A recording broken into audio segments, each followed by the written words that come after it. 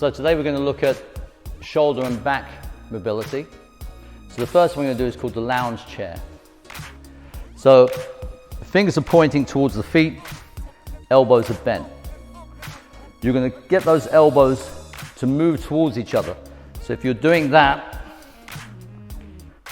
elbows bent, and think about getting those elbows moving towards each other, and you can see from there that my shoulder blades are now moving towards each other. So first of all, just to get the warm up, elbows bent, and then from there, get the elbows to move towards each other and away. Towards each other and away. Now to increase the intensity in this stretch, once you squeeze the elbows together and the shoulders back, lift your hips off the floor and then just move forward to increase that range of the stretch. And then back, get the elbows towards each other, and then from there, move forward towards your heels and feel that extra stretch. So keep the head, the ears in line with the shoulders. So when I'm back from here, instead of having, as I did before, having my head forward, what I want you to be aware of now is keeping that head so the ears in line with the shoulders and you're opening up the chest that way. So elbows squeeze together, and then you can increase the intensity of that stretch by moving forward towards your hip, but don't lock out the elbows, keep the elbows bent. So we've moved the shoulder blades this way. What I like to do now is like to do the dip. So here, have your fingers pointing away, bring your feet a little bit closer and get your hips up off the ground. So you're going to dip, so your shoulders come around your ears, and then push up and away. So dip, push up and away. Dip, push up and away. And just lock out the arms so you're not dipping through the elbows, but you're dipping through the shoulders. So when you rotate the elbow pit out to the side, so that'll help lock out the arm. And then from there, come straight down and then push up. So you're looking at moving away from your shoulders and lengthening through your neck.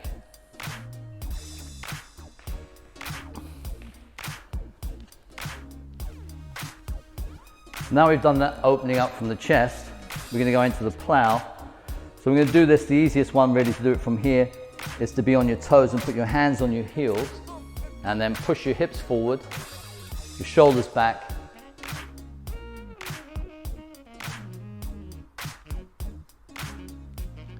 And then sit back into it, tuck your head in and your elbows drop down to the side. So I think what they call in yoga a child's pose, but you're then just rounding your back and then pushing the hips forward, bringing the shoulders back. And then moving back down into it. So I'll breathe in. And then breathe out.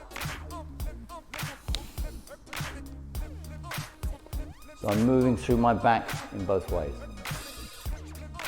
From here, from your kneeling position, so knees underneath the hips, hands underneath the shoulders, come up onto your toes and see if you can get your heels down towards the floor. So get your heels down to the floor as far as you can. If you're tight in the hamstrings, then get your hips to push up. So you're going to get your hips to push up and lengthen up and away from the heels. And again, just rock into those heels. See if you can get those heels down. Push those hips up. So in each of these exercises, I'm moving into my range and away from my range, easing in and easing out. So rather than holding something and trying to push through the resistance, I just want to be able to move through what is my present range and look to extend it over time. I'm not trying to get flexibility in one session. I'm seeing where my restrictions are, and I'm moving within that and just beyond that, but not to a point of discomfort. If, as with me, I've got tightness in my upper back. So I may want to be looking at how I can get my chest towards my knees and get that lengthening through here. So now I'm pushing away from the hands and I'm pushing the hips up towards the ceiling, or that's my image of what I'm doing.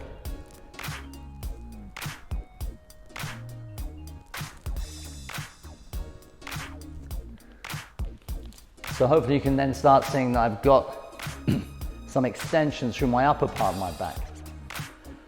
Some people that are going to be tight, they're going to be really rounded in here, and this is going to be a challenge to them, so they won't be able to extend completely through there, but you're still going to get a stretch if you're moving through there.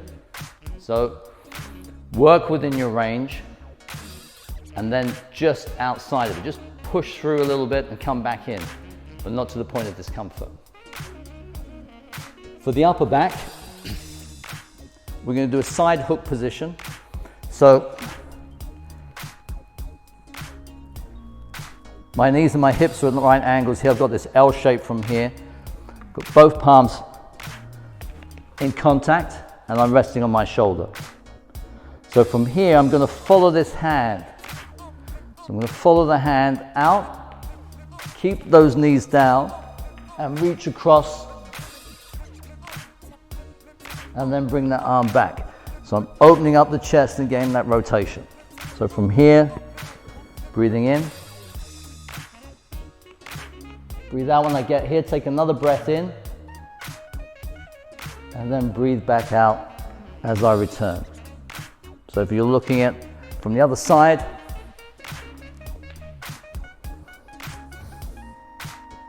breathe in, follow the hand.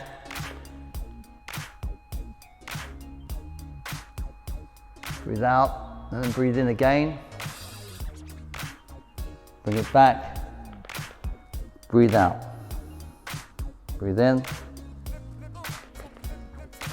Breathe out. Relax into it. Breathe in. Breathe out. So I want to increase that rotation in the upper part of the back, and keeping the knees down on this side is going to help me do that. So it's a resistance against the lower half against the upper half to create that movement in the upper part of the back. The next one is the scorpion. So before you do the one on the floor, get to do this one from a 4-point kneeling stance. So from here, I'm going to bring that heel up towards the ceiling and then bring it back and over, tuck it in, push it up, take it over. So here, I'm going to open up the hip, do it from the other side. So in, heel up, heel over, bring it back, in, heel up, heel over. Then once you're warmed up on that one, the progression from there would be doing it from the floor. So you go into a T shape, arms in line. So from here, I'm going to bring this leg up. My head's going to look in the opposite direction. So I'll look away from that, bring that leg up, bring that foot over towards this hand. Bring that foot up, bring it over towards the other hand. And open up that knee from here. So get that lift up and over so you can get that stretch through the hip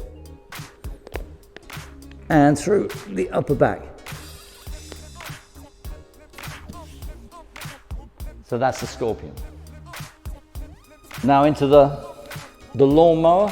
So you're going to go into your press up position, set your feet wide, reach through past the arm, then turn and look it up, take that arm back and reach behind you, then come back through.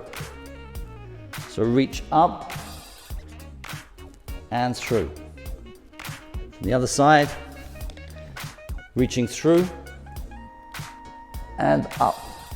So in that plank position, I don't want the hips that far forward, So I've got that alignment from the hips and the shoulders and the head. So from there into that position, put the weights forward into my hands, not pushed away from my hands. And then from there, the feet set, turn, and reach through. Reach through, and turn. That's the lawnmower. Finally, opposite arm to opposite leg. So from here, bring the elbow and the knee together, and then push up and out. So in, push up and out. So push through the heel and reach through the fingertips.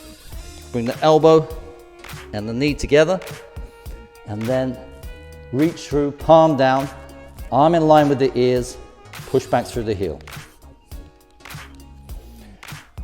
Elbow and knee, reach forward, elbow and knee, reach forward.